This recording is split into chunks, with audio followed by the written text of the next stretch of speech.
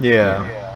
I mean, so far, like, okay, Cinder is clearly a master manipulator, but the fact that you seem to put this other, more powerful thing behind her, I think kind of detracts from Cinder's character, because now it's, well, is it really her idea? She's just kind of following orders, so... Didn't Cinder talk about Salem in the previous one at the very end? She was like, she was right, you very arrogant or something to Ozpin. Something like that, but my point is, like, so far, the only reason that Cinder's been successful is because illusion and shooting people in the back. And shitty security on the network. Well, someone infiltrated, Incompetency, like, basically. someone infiltrated, like, a database. There was a fight there, and no one thought to look for anything that could have been inserted into any part of the network. well, yeah, but I'm talking about Cinder, Yeah, personally, in her personal encounters. Like, yeah, and that. I mean, she shot the seasonal lady in the back, which, you know, she's supposed to be so powerful, but I mean, literally, she took one arrow to the back, and Yeah, that was like you know, they're really hyping up how crazy powerful Cinder was, but I think Yeah, and the then reason that suddenly- they're able to defeat the Fall Maiden originally was that she wasn't keen on attacking other people. Cinder has no qualms about using this immense power she has to kill people, and the Maiden would, just judging by the name and the story we heard about them, the Maiden probably is intent on not hurting people. So Okay. she wouldn't. yes. However, anybody who's remotely trained in combat, okay, if you're not going to kill your opponent, you do not turn your fucking back to the opponent, especially when there's three of them, and she literally just pushes them down. It's like, okay, I'm gonna stroll away now. I mean, Yeah, I don't that know. was- That's another one of those scenes to me where it's just like, it's just really hard for me to I cringe, take. admittedly. It's like, instead of thinking of a not so much a smarter way, because in terms of backstabbing, there really isn't a smart way to do it. You just do it.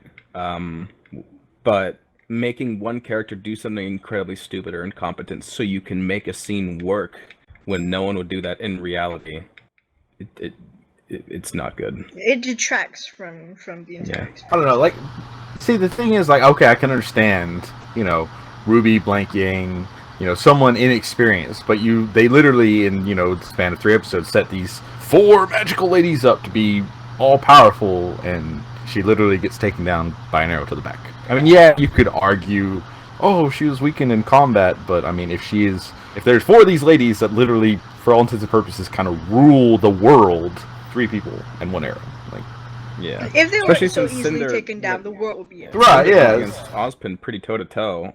We didn't, of course, we didn't see any of it because they want to save Ozpin for later, and they also want to save their budget. And Cinder was absolutely fine and went against. I can't imagine Pyrrha was worse than Mercury or Emerald at the time. And sure, there's 3 of them, but they're all younger, a bit more inexperienced. And Cinder was absolutely fine having come out of a fight with Ozpin, which I can only assume they're trying to imply is the power that she just received from the Fall Maiden.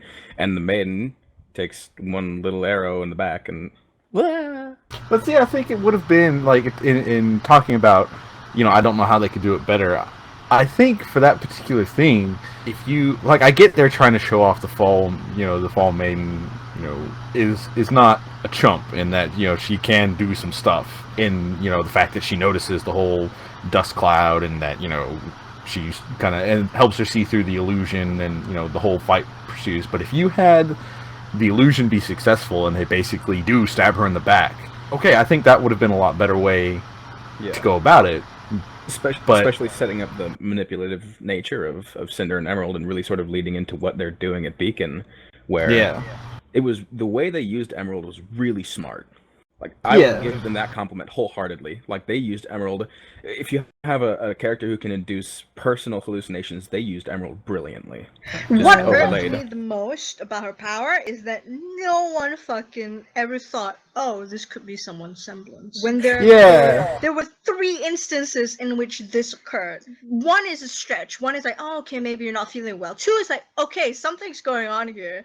Alright, Yeah, and no. the fact that they did not launch any sort of investigation, they're just like, oh, these girls are crazy. And when you have 2 Oh, these girls are crazy. signs of being, you know, at this sense, you know, just violent, and for Pyrrha a murderer, and Yang just, you know, out of nowhere attacking someone and breaking his legs. There was Go ahead. No, finish. Sorry, I didn't mean to. I mean, it's just there's no one had any reason to think that they'd actually do it. Anyone who knew them at least, and suddenly people are doubting them completely. But yeah, go ahead. Well, as far as Pyrrha goes, I don't think people would look at her as a murderer, especially because the whole big reveal that hey, Penny's a robot. I think that's just more of a way just to destabilize people more. And show that that I don't think anybody, even if they wanted to, could try to charge Pyrrha as a murderer. It was just kind of they just used it as a way for Pyrrha to overreact and use more power than she. Yeah, but Cinder tried to make a deal out of it when she went on screen. Look what these hunters do. Look how violent they are. Yeah, it's a stretch, but I think that's more to illustrate, kind of like how you would with a superhero. It's like, look how powerful they are. They can kill with a thought, not necessarily that she killed a robot, just the fact that, she's so powerful. She could, do more than just this. Yeah. Okay. I don't know. It just, to me, it always comes back to the 2 steps forward, 1 step backwards thing. Yeah. What do we think about, the scene with Yang and Ruby? Which one? The one where Ruby. Yeah. Wait, sorry. Yang's all Yangsty. Yeah. I mean, given the circumstances, I think that's perfectly reasonable. Like, of course. If you look at cases where people lose a limb or have other, serious, disabilities, suddenly inflicted upon them, like handicaps. Like, I think, her showing she's depressed. It's on one hand, yes, it's a perfectly reasonable action. On the other hand, I think it would have been a lot cooler and badass to have Yang, again, who's powered by damage, remind you, be like, yeah, it sucks, but, I'm going to find the bastard who did this, and I'm going to go find Blake, and we're going to get married and have lots of kitty babies together. Yeah. Like, oh my god. To have her be able to bounce back, very interesting as a character, from a character point of view. Like, that would have said a lot about Yang. But the fact that she didn't, I think that they did it purposefully to like illustrate that she's still a teenager, she's crippled now, blah blah blah. Yeah, and like to provide a point of illustration as well, like a point that she can bounce off. I honestly did think that they were going to make her be like able to not fall into that spiral. Yeah, but it would have been very refreshing to see, I think. But at the same time, I'm not surprised that they did what they did. Yeah, I'm not either. But like, I don't know. I just felt that it was something that they would do, and apparently I was wrong. And yeah, I feel like it was a missed opportunity, but at the same time, I can see why they could justify making her feel as she has. No, yeah, definitely. So, Bumblebee aside, her reaction to Blake. Like, I feel the same way. Like, on one hand, yeah, it kind of makes sense, but on the other hand, I think it's completely out of character. Because, sorry, go ahead. No, I was just it felt.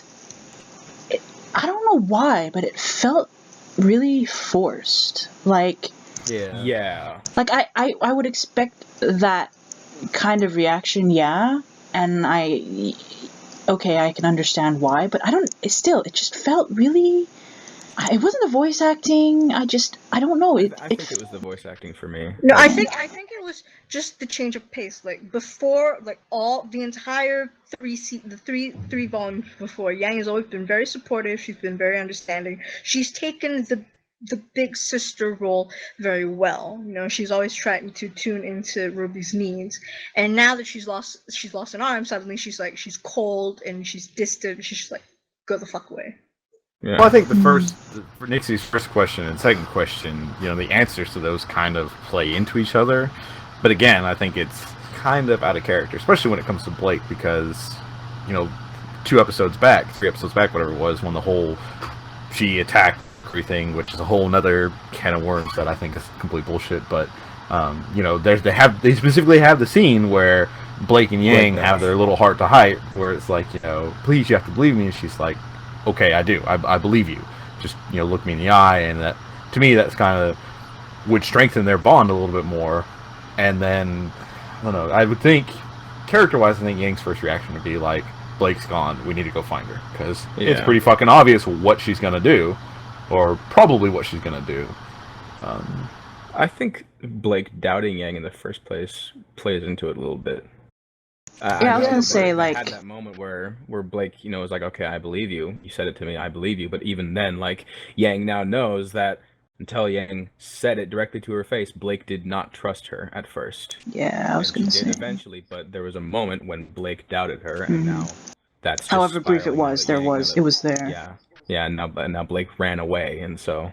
Yeah, but I don't disagree with that. I could definitely see that as part of it, but they have established that Blake wants to handle problems on her own. And Yang came, and Yang was the one who brought Blake to her senses that, hey, we're a also team. True. You need to, like, so I think her reacting this way when, like I said, I think from their perspective, I think it's pretty obvious what Blake is probably going to be doing. Like, the only reason is because they want Yang to be sort of depressed, which, you know, like we kind of discussed in the first question, it's kind of, it kind of makes sense. But on the other hand, I think it would have been really awesome from character development perspective if Yang was depressed, and then they find out Blake has disappeared, and that would snap her out of it, because she'd be like, oh, Blake is going to go try to solve this on her own. You know, like she's going to get herself killed, more than likely, trying to, you know, to solve this problem, so I need to go find her and stop her. I think that would have been, like, have RWBY split off and go with the others, you know, make the new RWBY team. But if you had Yang kind of chasing Blake down, I think that would have been... There's no And they might still go with that.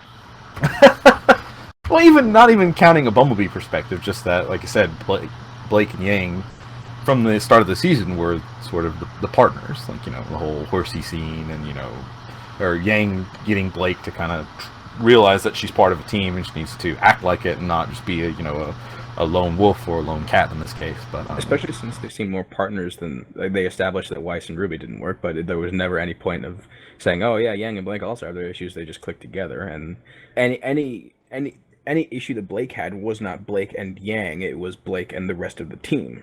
Yeah. So in that respect, this conflict and this Yang's feelings toward Blake do seem a bit out of nowhere. And I don't think it's in character in any shape or form for Yang to hold Blake personally accountable for losing her arm. Because I think Yang would have jumped to any of the characters' aid, and wouldn't, if she was hurt or even killed, wouldn't have held them responsible as long as she tried to help her teammates. Like, if they try to say that, I think that would be complete and total bullshit. Except for them, like, forcing her to be super depressed and, you know, just angry at everybody, which... Again, kind of gets back to the whole, it kind of makes sense on the other hand. This is Yang we're talking about. I think it would have gone a little bit differently. But, I mean, you know, it kind of gets down to, it's their show, they can write it how they want, even if it doesn't necessarily make the most sense for the characters they've established. Yeah. It doesn't make much sense, but I can see the direction that they're taking. It's like everyone goes their own separate ways and tries to develop in their own personal sense before RWBY starts seeking them individually out. I feel like that's going to be like a character arc. Oh, yeah, that'd be interesting. I was gonna ask, like, so far, you know, it's been very central around Vale, was it? Where Beacon is? Yeah, like, and, you know, everything's happening there, and it obviously, you know, just makes sense, but now it seems, you know, considering the ending where, you know, they're going after Cinder, I assume, you know, RWBY and stuff, RWBY and friends.